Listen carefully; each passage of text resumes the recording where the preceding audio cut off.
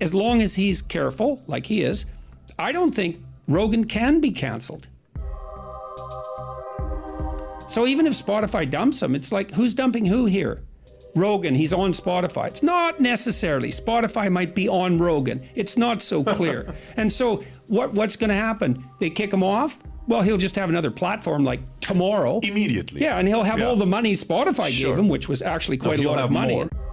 So the CNN people came after Joe Rogan, and one of them said, essentially, man, what's going on here? We've got this whole bureaus devoted to fact checking and the truth, and all these experts hired, and why the hell aren't people listening to us when they listen to Joe Rogan and he's just winging it?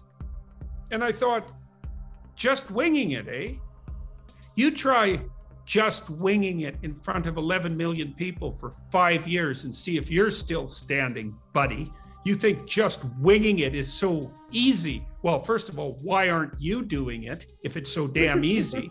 And second, isn't it something that with all your resources, you can only garner like 1/10 of the audience of one man who has like zero production expertise in his studio. He just puts it all out online, and all he does is have honest conversations. I mean, insofar as he's capable of that. You know, Joe stumbles, and he knows that and admits it. And sometimes he gets too, buttoned down on a given point, but keep at it, guys. Every time you attack him, 1 million more subscribers for Joe. They kick him off Spotify. He would have a new platform like in 2 days with twice as many listeners. And so Joe's got to the point where as long as he continues to be careful, and he is being, I don't think he can be canceled. In fact, I think all the attempts to cancel him only redound to his credit and increase the rapidity with which he's destroying the entire legacy media. The only real rationale for opposing free speech, apart from ignorance, which is that you don't know that free speech isn't just another right and you don't know it's indistinguishable from thought, is the conclusion that you've already figured it all out. So you don't have to think. Or you're trying to hide something. Well, that's the other possibility. But those two things go hand in hand very frequently. Is that it's very often that people who are trying to hide something justify that to themselves with a kind of totalitarian certainty about their beliefs. They double down on them to hide their own moral iniquities. And so you have to believe that people like Rogan shouldn't be allowed to just have a discussion with whoever they want and wing it. And you think that because you think you already know. And, if your life is perfect and you're already living in the kingdom of God, and then more power to you, maybe you're right and you can shut down free discourse because the heavenly heights have already been scaled. But I haven't met anyone like that yet. Most people I know think with not too much thought that there's some things they still have to learn and some ways their lives could be improved. And how are we going to approach that? Especially, you want to find out how you're wrong. You should talk to people who don't agree with you. Now, maybe 90% of what they say is not worth attending to, could easily be. Probably the same goes for you.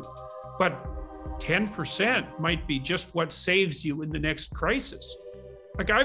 This is one of the things I loved about being a clinician, is that I talked to lots of people who were really different than me, like seriously different from me. And if I wasn't learning something from them when I was in discourse with them, it was because I wasn't conducting the discourse properly. You want to differentiate and assess your own beliefs. Well, why? Well, because your beliefs aren't a set of facts at your disposal. Your beliefs are tools that you use to navigate the world. And the more finely tuned those tools, the more different. Like, I have a shed at home, a shop, with all sorts of power tools in it. And one of the things I learned, because I've renovated houses a number of times, one of the things I've learned is that if the job is difficult, you don't have the right tool. And then you can go down to Home Depot, which has like 50,000 square feet of tools, which is just phenomenal. And you can find some little gadget that somebody spent half their lifetime devising that makes that job easy. Well, that's ideas. Ideas are tools. They're not facts. What do you think is going to happen with him with Spotify? Oh, Spotify won't remove Rogan. You don't think so? What are They'd the be odds? out of their mind. What are the odds? They We don't- dropped from $60 billion valuation to 36. That's $24 billion.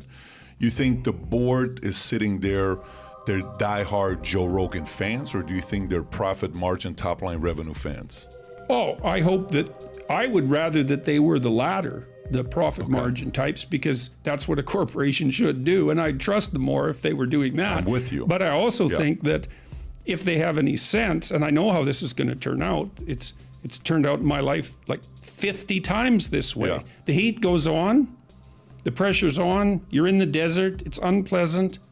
You wait it out. You wait it out. You wait it out. If you haven't done anything wrong, you wait it out. You don't apologize. You don't back down.